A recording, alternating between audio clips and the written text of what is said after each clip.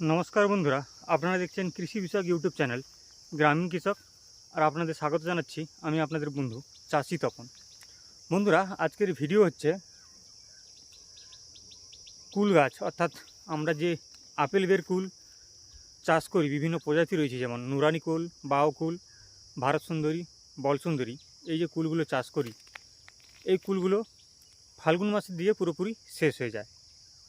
এবং এই কুল শেষ হয়ে যাওয়ার পর আমরা সেই গাছের কি পরিচর্যা গ্রহণ করব, যাতে ভবিষ্যতে বা পরের বারে বেশি পরিমাণে ফলন আমরা পেতে পারি। তো সেই জন্য আজকের ভিডিওটি বন্ধুরা, ভিডিওটিকে না টেনে আপনারা পুরোটাই দেখুন এবং ভিডিওর মধ্যে যে তথ্যগুলো দেওয়া থাকবে সেগুলো বিভিন্ন চাষি বন্ধুর মধ্যে ছড়িয়ে দেওয়ার জন্য ভিডিওটিকে প্রচুর সংখ্যায় শেয়ার করে দেন।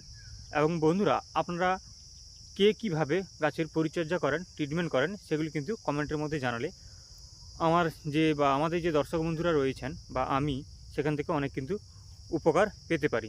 তাহলে আপনারা কিন্তু বন্ধুরা একটা কমেন্ট করবেন। ফাল্গুন মাসের শেষ থেকে বৈশাখ মাসের মাঝামাঝি সময় পর্যন্ত আমরা কিন্তু কুল গাছের একটা বিশেষ পরিচর্যা গ্রহণ করে থাকি, যেটা গ্রহণ করলে পরের বারে যে কুলের পরিমাণটা প্রচুর বৃদ্ধি পায়। তো আমরা কী পরিচর্যা গ্রহণ করি সেগুলো কিন্তু আমরা এই ভিডিওতে আলোচনা করে নিচ্ছি। তো বন্ধুরা, আমরা কুল গাছের প্রথমে কি পরিচর্যা গ্রহণ করব, তার যে ডালগুলো আমরা কেটে দেব। তো বন্ধুরা, আমি দেখাচ্ছি আপনাদের। বন্ধুরা, আপনারা দেখতে পাচ্ছেন এটা একটা কুল গাছের গোড়া। আমরা গোড়া থেকে 1.5 ফুট, গোড়া থেকে ঠিক 1.5 ফুট ওপরে আমরা কিন্তু এটাকে কেটে ফেলেছি। কেটে ফেলার পর কি করেছি আমরা এখানটায়, তো বন্ধুরা দেখাই কাছ থেকে। বন্ধুরা দেখুন, এটা দেখতে পাচ্ছেন, এটা আমরা কেটেছি কি দিয়ে, করাত দিয়ে কেটেছি আমরা। তো বন্ধুরা, করাত দিয়ে যে কাটবেন তার কিছু সাবধানতা কিন্তু আপনাদের অবলম্বন করতে হবে। দেখুন বন্ধুরা, এখানে যে আমি করাত দিয়ে কেটেছি, নিচটাতে প্রথমে আমি কিন্তু করাত দিয়ে ঘষে দিয়েছি যাতে চামড়াটা কেটে যায়, এবং হাড়ের কিছুটা অংশ কেটে গেলেও কোনো অসুবিধা নেই, বরং ভালো হবে। তো তারপর কি করেছি আমি, তারপর ওপর দিক থেকে কিন্তু আমি করাত ঘষে দিয়েছি, যাতে কি হয়, করাতটা ঘষে দেওয়ার পর কিন্তু ডালটা সুন্দরভাবে মাটিতে পড়ে যায়। যদি এখানটা আমরা চামড়াটা না কাটতাম তাহলে কিন্তু উপর দিক থেকে কাটলে এই চামড়াটা কিন্তু এখানে ছড়ে যেত, ছড়ে দিয়ে নিয়ে দিয়ে চামড়াটা ছড়ে নিচের দিকে চলে যেত। যেখানটা কী হতো, এই যে এখানটা দেখতে পাচ্ছেন যে একটা টিলা ছেড়েছে গাছের, সেটা কিন্তু ছাড়তো না। তো বন্ধুরা, আজকে আমার ডাল প্রুনিং করা হয়েছে, বা হার্ড প্রুনিং যেটা করেছি আমি এই কুল গাছের ডালগুলো, আজকে নাই করে 12 দিন হয়ে গেল। তো বন্ধুরা দেখাই, দেখুন বন্ধুরা, এই যে ছোট্ট ছোট্ট কুশি বেরিয়েছে, বা যেটাকে আমরা গাছের টিলার বা শাখা পোশাখা বলে থাকি। এই যে নিচে একটা বেরিয়েছে, এইভাবে প্রত্যেকটা জায়গায় কিন্তু ডালপালা বেরিয়েছে। দেখুন বন্ধুরা, এদিকটা অনেক সুন্দর বেরিয়েছে, এই যে প্রত্যেকটা জায়গায় কিন্তু কুশি বেরিয়েছে।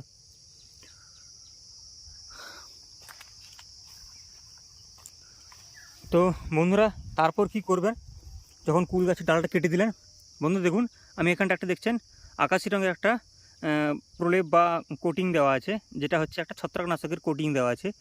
যে ছত্রাকনাশক ব্যবহার করেছি বন্ধুরা, সেটা হচ্ছে ম্যানকোজেব এবং কার্বেন্ডাজিমের প্রলেপ। তো ইউপিএল কোম্পানির আমি সাফিলাইজার ব্যবহার করেছিলাম। তো বন্ধুরা, একটা এরকম কৌটোয় আমি পাউডার নিয়েছি, এবং এই একটা কাঠি ছিল, এই কাঠিটা আমি থেতো করে দিয়েছিলাম যাতে ব্রাশের মতো করে হয়ে যায়, এবং এখানটা ভালো করে গুলে আমি ধীরে ধীরে কিন্তু এই ডালগুলোতে লাগিয়ে দিয়েছিলাম। দেখুন বন্ধুরা, প্রত্যেকটা গাছে কিন্তু আমি এরকম করে লাগিয়ে দিয়েছি। কাছের একটা গাছ দেখাই বন্ধু, এই দেখুন বন্ধুরা, এখানটায় কোটিং দেওয়া আছে, এবং এখান থেকে খুব সুন্দর সুন্দর করে কিন্তু কচি কচি ডালপালা বেরিয়েছে। বন্ধুরা, আমার সাইডে দেখছেন এই কুল গাছের মধ্যেই কিন্তু আমি টমেটো চাষ করেছিলাম। দেখুন বন্ধুরা, এই যে টমেটোর গাছ, ফলন আমি ভালো পেয়েছি, কিন্তু এখনও ফলন ধরছে বন্ধুরা। দেখুন এখানটায় ফলন কিন্তু ধরে আছে, ছোটো ছোটো করে ধরছে ফুলজালি, এবং নিচের দিকে এই যে একটা দেখতে পাচ্ছেন পেকেছে। তো বন্ধুরা, আমি এই কুল গাছের মধ্যেই কিন্তু গ্রীষ্মকালীন একটা টমেটো চাষ করে নিয়ে ফসলটা কিন্তু তুলে নিয়েছি। গ্রীষ্মকালীন টমেটো চাষটা কিন্তু আমি বন্ধুরা একটু অগ্রিমভাবে করেছিলাম, তাই এখন কিন্তু আর ফলন নেই। তো দেখতে পাচ্ছেন বন্ধুরা, ওই দূরে একটি গাছ, সেটাতেও কীরকম ছোট্ট ছোট্ট ডালপালা বেরিয়েছে। বন্ধুরা, এটা গেল কুল গাছের ডাল ছাঁটাই পর্ব, এবং এই ডাল ছাঁটাই পর্বে কী কী সাবধানতা অবলম্বন করতে হয়, কী কী পরিচর্যা গ্রহণ করতে হয়, সেটা কিন্তু আপনাদের জানালাম। তো বন্ধুরা,